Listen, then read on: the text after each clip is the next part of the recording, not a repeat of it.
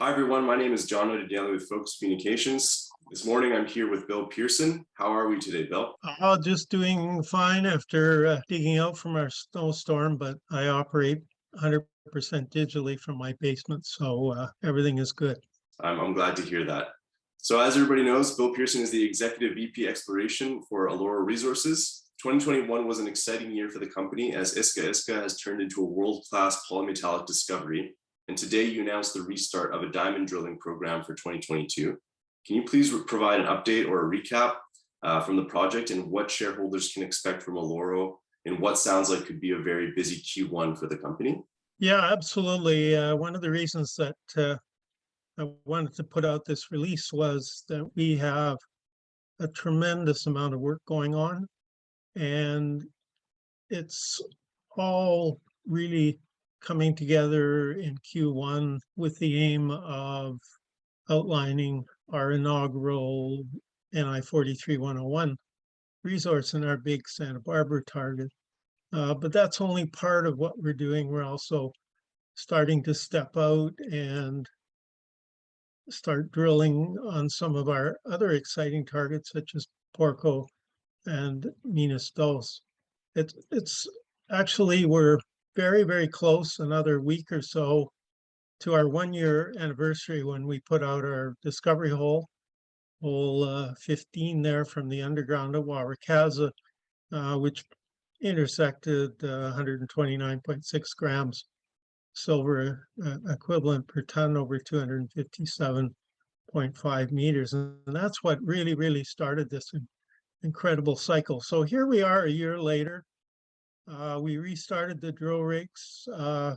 All three are 2 surface, 1 underground, started yesterday. So I'm going to give you a little bit of the highlights initially, and then I'm going to go through the work that we have been doing and show you how we're focusing that work towards our objective of outlining a maiden 43-101 compliant resource, but also continue to explore this really remarkable property, this mineralized system, which is really amazing.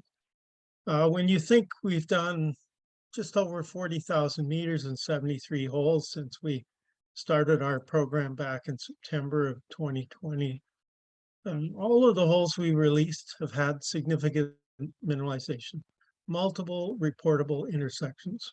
We still have not defined the full extent of this system, and it gets bigger and bigger as we get more data and we are able to step out. So clearly in the last 3 to 4 months, we've been focusing on the Santa Barbara target zone. This extends for a strike length of about 1,400 meters, across a width of 500 meters and a depth of 600 meters. It's a huge target zone. We've been doing, as you will recall, we started out initially with a radial drill program on Santa Barbara and Central and Porco. And that worked quite well during the early stage of exploration because frankly, we had no idea what was there. Well, we have a far better idea now, and we've moved from the radial drilling to doing a series of 100-meter space sectional drilling with 2 holes on each section. We've pretty much completed that. We only have 1 section to finish off in the next couple of weeks, and then we'll have complete coverage over that immense target zone. We now know that there's a major northwest-southeast trend to this system, and we also know that, which has come up recently, is we've always talked about our main caldera, but we have 2 nested secondary calderas as well, one in the northwest and one in the southeast. So our system as we know it today extends a remarkable 2.5 kilometers in the northwest southeast direction. It's got a width of at least 2 kilometers, and it likely extends to a depth of more than 1 kilometer. The Santa Barbara target zone that we're focusing our definition drilling on, as you can see, is a subset of this immense system.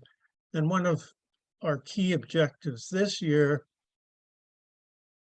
aside from obviously completing the mineral resource estimation, is to step out and get more drilling into the Porco and Mina Dos system.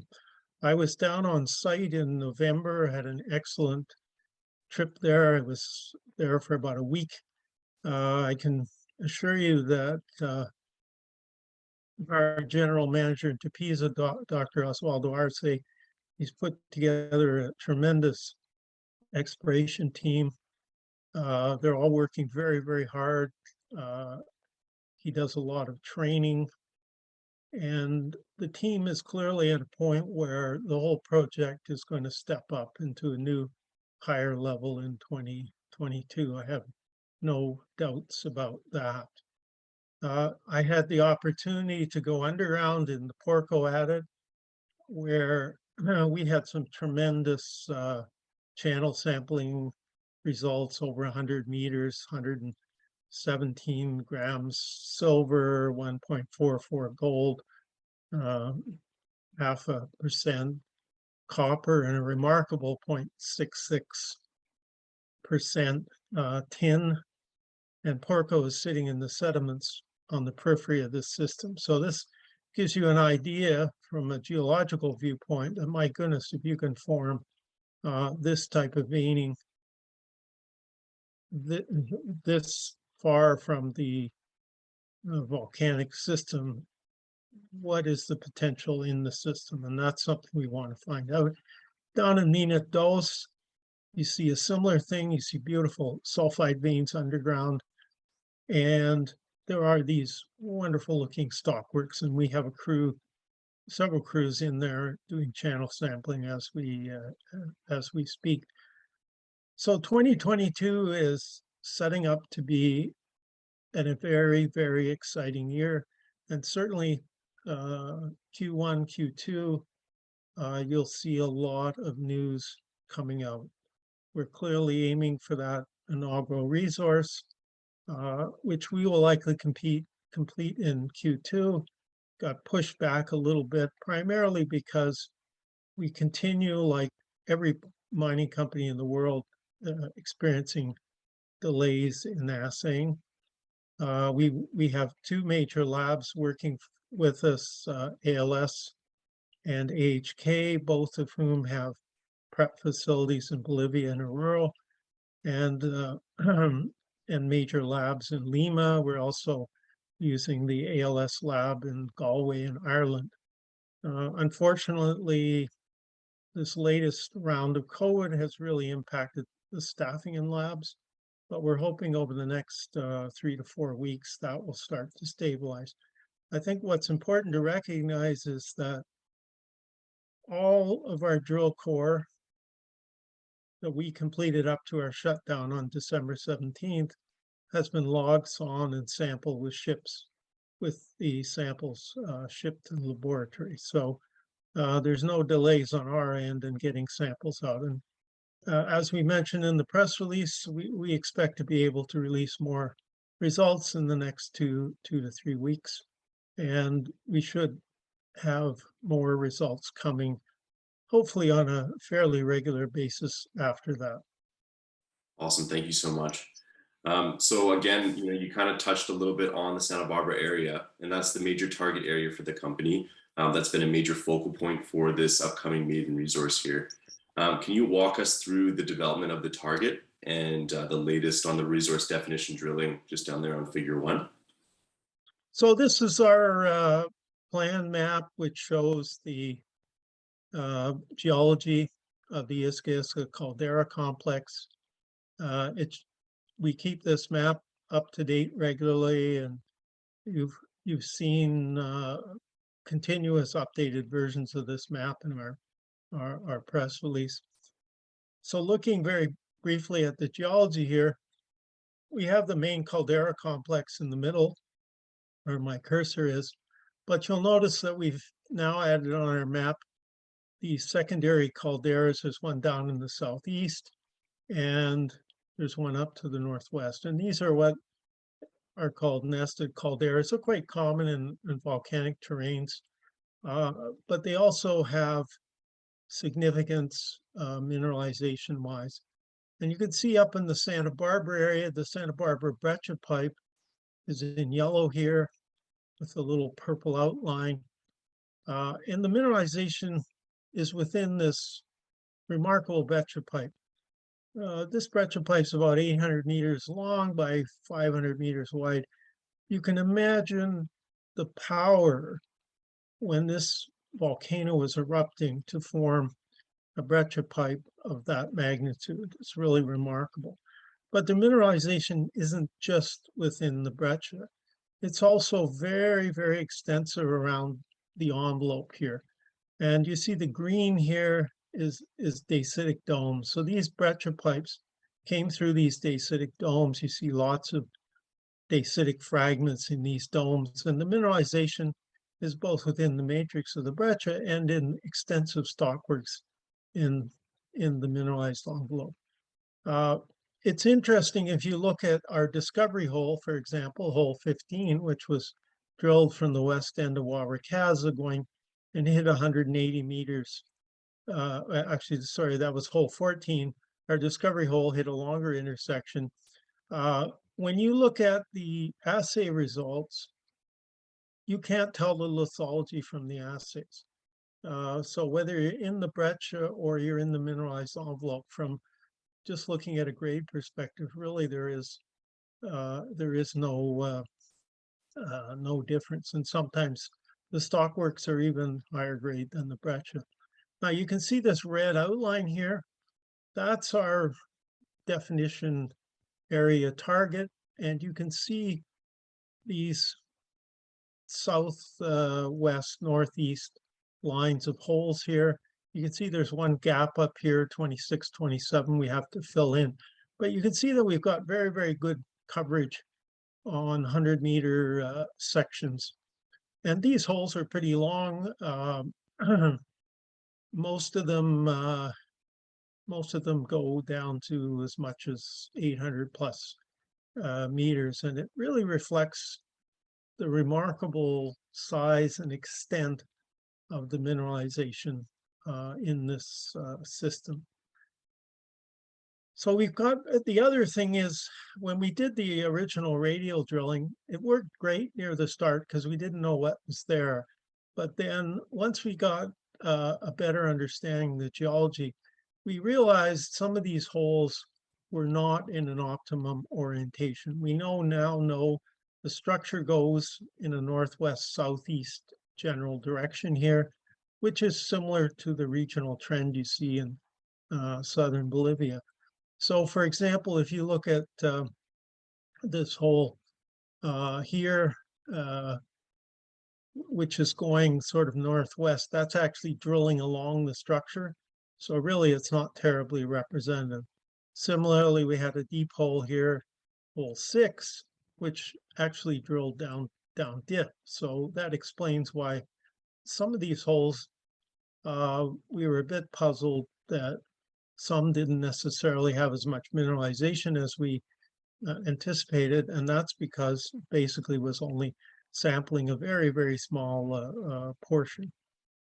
Now, the other interesting thing that certainly is developing here, and if you look at our magnetic survey, which I'll show shortly, our inverse model, it really shows the overall structure of this thing. There's definitely a mineral zonation happening across this entire mineralizing system. So up in the Santa Barbara area, we're dealing primarily with silver, zinc, lead, and tin. And as we get deeper down, we tend to get more tin. Going to the northwest here, we don't have the assay results, but based on our XRF gun, we seem to be getting predominantly silver plus zinc and lead, probably less tin. And then these further out holes, we're starting to get some gold kicks, which is quite interesting. In the central here to the south of Santa Barbara, this is very much a tin silver assemblage here. This clearly formed deeper and has been upthrust against the Santa Barbara brecciapite, which is a much higher level feature. Our original discovery, Wauwakaza over here, which is a small brecciapite, is strictly silver, zinc, and lead, and it's the highest level feature here. We go down to Porco. What's really interesting is down in Porco, we suddenly start getting copper and gold, really good silver, very high tin, and far less zinc and lead. And so it looks like we have a major zonation pattern over this 2.5 kilometer long system here. And that's something we're working on developing that has clearly economic implications. We want to know where our target metals are clearly, and downstream in terms of ultimately designing a plant for this and mining it, you want to know where the metal distribution is. So this is one of the exciting developments that has really started to come up later on in the year. And there's no question that our understanding of the geology is moving ahead in leaps and bounds. The other thing that we have been doing here, as you can imagine, this is a huge area to figure out what goes where. Figuring out the major lithologies is not an issue, but because of the fact that the mineralization in the system has had an extensive structural upgrading and remobilization, there isn't necessarily a direct connection between lithology and alteration and mineralization. In other words, it's been moved around. So one of the things we've done is a very extensive borehole induced polarization survey. Dr. Chris Hale, good friend and colleague of mine, he's worked with me for over 20 years. He's a real expert at doing this thing. And essentially this technique allows us to electronically map things. We know that the higher grade sulfide zones, of which there are a lot, and you know, we published some remarkable intersections like hole 18, which had 129 grams silver equivalent over 300 meters. That's 3 football fields. We know there is higher grade zones and lower grade zones. These higher grade zones can be several hundred grams silver equivalent or higher. The higher grade zones are magnetic because they have pyrrhotite. And that's why this whole thing shows up so nicely on the magnetic. So the magnetic model allows us to define where the top and bottom of the system is. And it's very thick. It's about 600 meters plus thick. We know that this northeast boundary here is probably more or less the limit because you're going into the basement sandstones here. It's open along strike to the northwest and southeast, and we don't know at all where the limit is to the southwest here. That's something that remains to be interpreted. So we're using the downhole IP, and we do 2 different types of surveys. So we do a survey downhole. In other words, that measures the response down the hole, and in IP you measure resistivity, which is the how resistive the rock is to passing a current, and you measure conductivity, chargeability. So which is essentially measuring the conductivity. So the chargeability, where you have areas of high sulfide, you get high chargeability. where you have areas of lower sulfide, you get lower chargeability. So right now, our geophysicists are working on creating an inverse model for this. And what we are hoping is that this will help map out the internal geometry here, so we can map out the zones with higher sulfide and correlate these from hole to hole, tie them in with the geology. So that's really the final step that's in motion right now to give us a really good geological model of this target area. And that model, and we've worked closely with Micon International on this, that will be the model that they will use and work on for the resource interpolation. Obviously, we have to wait for assays, but we certainly hope using 2 labs. Hopefully, this current wave of COVID will slow down. It's caused a lot of problem with staffing. A number of the labs have had to cut back on their shifts because they don't have the staff, but hopefully that's a short-term problem that'll start improving in the next 3 to 4 weeks. So we're moving along very rapidly here. I've done many resources over the years. The key to a really good resource is to have a very good geological model, and we're moving rapidly towards that. And of course, we have a huge advantage in having Dr. Osvaldo Arce, PGO, our general manager. Osvaldo is an absolute expert on Bolivian geology. He's written 2 textbooks. In fact, during the last pandemic, he spent it writing a 2nd edition of his landmark volume on metalliferous mineral deposits of Bolivia. So he brings an outstanding understanding of not just Iska Iska, but also a tremendous understanding of all the various deposits in southern Bolivia. So we're looking at the characteristics of those versus what we have here.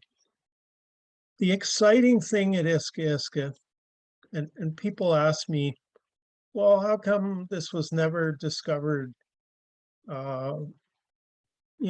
hundreds of years ago? The Spanish, of course, had all sorts of people crawling over the hillsides. And it's interesting because Osvaldo made an observation early on in our program that has always stuck in my mind, because he said, look, in southern Bolivia, every tall peak has a tin mine except Iska Iska. So what's wrong with Iska Iska? Well, there was actually nothing wrong with Iska Iska, but it has geological features that are really unique in southern Bolivia. If you can imagine this giant volcanic edifice, which formed in the Miocene about 15 million years ago. There's a kilometer of relief from the valley to the peak of Iska Iska. So, and what has happened is, because of 2 very important things. One, the widespread silicification that's associated with the epithermal mineralization. And that's what's formed the silver, zinc, lead, copper here. The tin is an earlier stage. That silicification allowed those breccia pipes to be preserved. And the other thing that made a big difference was the Ordovician basement here is quartz sandstone, very erosionally resistant, as compared to elsewhere in southern Bolivia, where the basement is mostly shales and siltstones, which erode very easily. So what's happened here is Iska Iska is remarkably preserved. We have pretty much the entire volcanic edifice, which is pretty much mineralized through much of it. These breccia pipes probably existed elsewhere in southern Bolivia, but they've been eroded because they've been they haven't had the same intensity of alteration and silicification, and also the basement rocks, the siltstones and sandstones are very erode very easily. So Iska Iska is remarkably preserved. Now you may ask, well, okay, if it's remarkably preserved, how come the Spaniards didn't find it, or other companies that came through? Well, the reason is that the oxide layer here at surface is very intensely leached. So you get nothing at surface. So if you go through and walk around these hills and sample the surface, you'll be very disappointed. We, of course, had the good fortune of starting out drilling on Iska Iska from Wauwakaza over here, from the underground. And of course, we started down in the sulfide. And the rest, as they say, is history. So Osvaldo's intuition about those mountains in southern Bolivia was bang on. And Iska Iska has the potential, certainly, to have a world-class deposit, but it's got features that are different because it is remarkably preserved. In terms of metal timing, in terms of types of metals, it's definitely similar to our more famous neighbors, Cerro Rico de Potosí, for example, world's largest silver mine. But what most people don't realize is Cerro Rico actually has a lot of tin and has various other metals. But of course, the focus there has been mining silver. So we have really a very geologically uniquely preserved feature here. We know that we have a tremendous extent of mineralization here. And you're going to see this project really separate into two major areas to focus on. The first and foremost, obviously, is our move to define an inaugural NI 43-101 resource in this Santa Barbara target, the area outlined in the red. That's going to move forward. We're targeting Q2 now, mainly because of delays in getting assays, but I can assure you the geological, geophysical work, the compilation work, the drill logging, whatever, is to make all this happen is moving along at a very strong pace. But the second part, which is, I think, also very important for investors to watch, is I'm very excited about Porco, this whole Porco area here. I'm very excited about Mina Dos down here. There's clearly a very major mineralizing system down here, which we've barely scratched. Now, we did put out results from one hole from Porco, a DPC-01, and if you go to that press release, you'll see that that hole just clipped the magnetic model, and I can show you that shortly. So we're going to be going this year on two fronts here. You're going to see us moving ahead to define a maiden NI 43-101 mineral resource, but at the same time, we're going to continue to open and explore these tremendous targets down in the Porco Mina Dos area. So we're set up here to have a very exciting year with lots of news. Our understanding of this system continues to grow and improve. We obviously haven't figured everything out yet, but when you compare where we are today compared to even 3 to 6 months ago, it's a light year of difference. We got a very strong team in place. Our drill contractor, Leduc, has been doing an excellent job. The other thing that people ask all the time is, well, when are you going to put another drill on? We have 3 drills right now, 2 surface, 1 underground. We're probably going to switch the underground up to a surface fairly soon because we're pretty much at our limits to what we can do underground, which has been very helpful.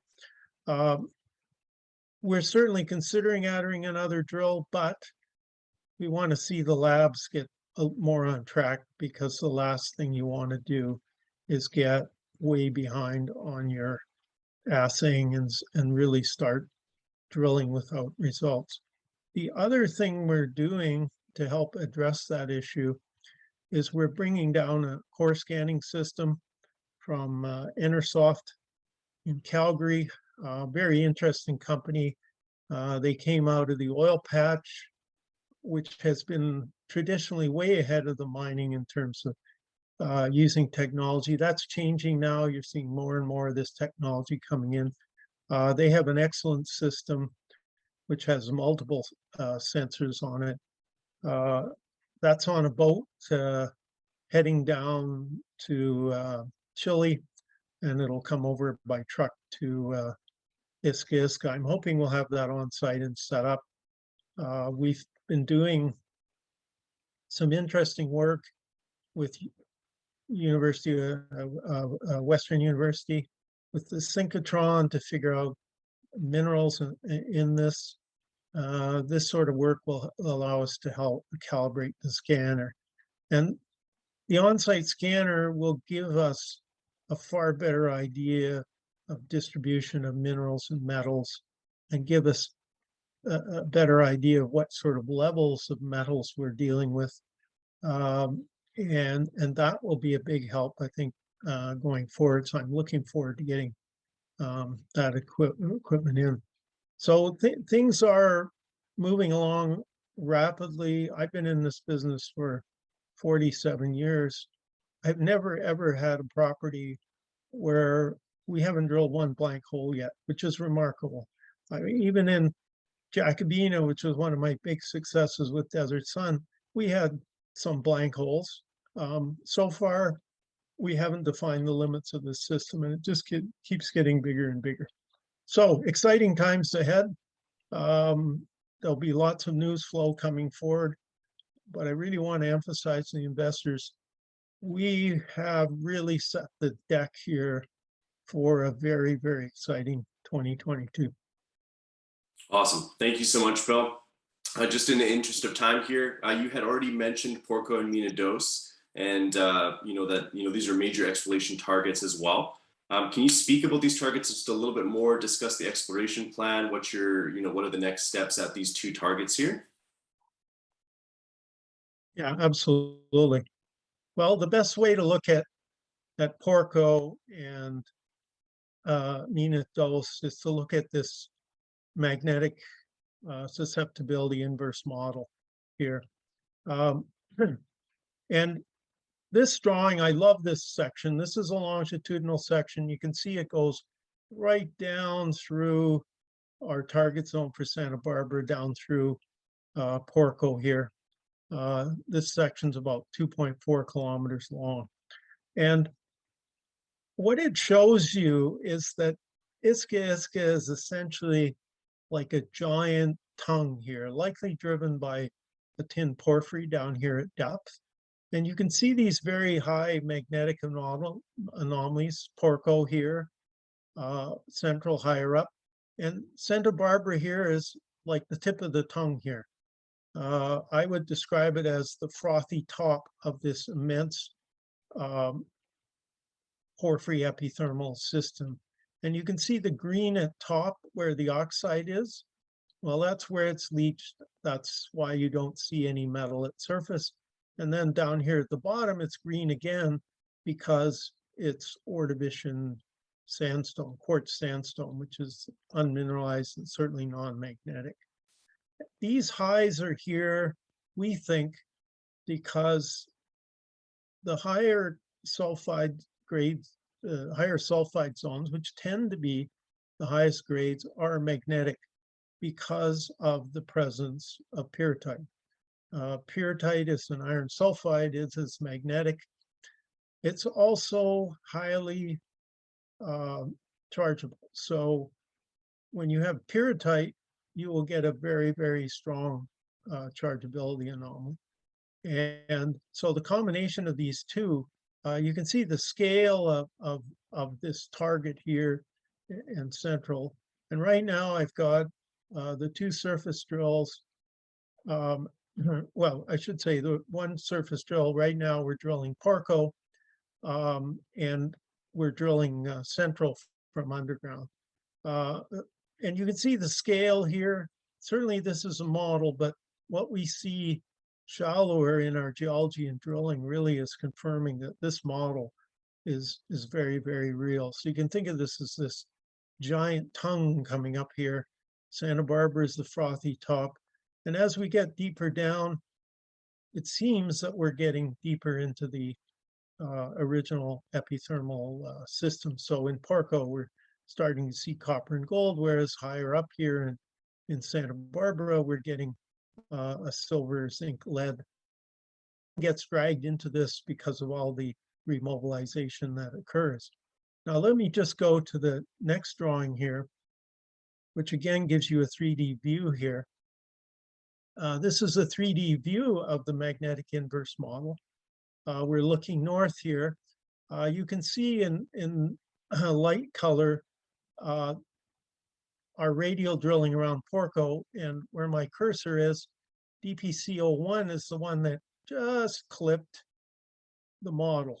And interestingly enough, before we even realized this, Osvaldo picked this area out as being the best part of DPC01, which it certainly was. We got a number of intersections, relatively short, but in the order of 100 grams silver equivalent per ton.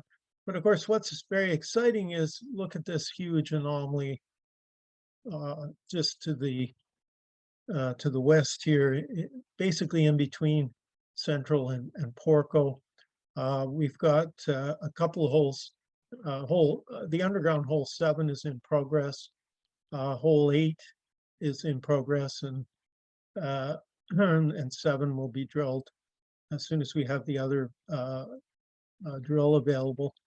We're going to go right into the guts in these anomalies, and if our theory is correct, we have a potential for a significant hit. Remember too, I mentioned the Porco adit. It's about 200 meters south of this radial drilling, and it's in the sediments. So when you go in the sediments and you see these veins in there, and I mean, these are not little sort of veins. These are beautiful veins that are 10, 15, 20 centimeters. I've picked up a sample in Porco that was about a foot long by maybe 6 or 8 inches thick. It must have weighed 30 kilos. It was unbelievable. So this is a very, very exciting target.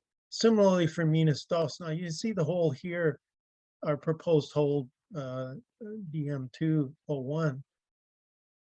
Well, the interesting thing about Iska Iska is because we're in this volcanic edifice, we can go down to the valley, and that valley is 1 kilometer below the peak of Iska Iska. So this hole here is designed to find out what the heck is going on deeper down. And hopefully we've got a really good shot at hitting a tin porphyry. So these are the kind of exploration holes I love doing because they're designed to open up new target areas. So we've got a 2-pronged strategy here. We're moving ahead aggressively to define our inaugural NI 43-101 resource in the Santa Barbara area, but at the same time, we're working to open up these tremendous targets in Porco, Mina Dos. So it's a very, very exciting time. And if you go back to our drawing here, you can see why I'm so excited about this, because this is a massive system. So you've got this huge porphyry epithermal system. You know it's rooted down somewhere in a big tin porphyry, and it's very, very well mineralized all the way up here. We just got to see whether or not there's a high concentration here, and the magnetics certainly suggest there is. So very exciting target. And those drill holes are going as we speak. So I'm keeping my fingers and toes crossed, and it'll be a very interesting next 2 to 3 months to see how these targets play out. Final comment here. People again ask about metallurgy. Obviously, that's very important. As we summarize in that release, we did some preliminary work in the mineral concentration lab in Aurora, which did some good work. And I want to emphasize these are early stage samples, of course, and early stage work. But our chief metallurgist, Richard Gowan at Micon, reviewed it. As you can see, certainly silver, zinc, lead looks pretty good. Very, very good potential recoveries. Tin, there wasn't much tin in these particular samples, but obviously in the next stage, tin is a big part. We've retained Blue Coast Research Limited in Parksville, BC. They're a very, very well-known boutique metallurgical lab. They are going to do a thorough series of metallurgical tests to maximize lead, zinc, silver, gold recovery into saleable concentrates, and a key focus will be developing an appropriate flow sheet for the recovery of tin. We're very pleased they've added Mr. Mike Hollywell, Cienge. He's probably one of the top people on the planet in terms of specialist knowledge in the recovery of tin. He lives in Cornwall, a famous tin area.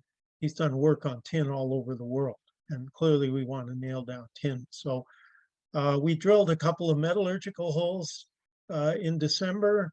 Those have been sawn and they're being shipped off. We've also, as we listed in the press release, we've used our existing drill holes 15 and 18. So we've got an excellent series of samples. They're all being shipped as we speak. This work will probably start towards the end of the month as soon as they receive the samples. And this will be a critical part of our resource estimation because we need to know what sort of recovery. We definitely have the team in place. And so stay tuned for news on that. Awesome. Thank you again, Bill. We really do appreciate all these details. And like I said, we'll be excited to hear more from the company soon here.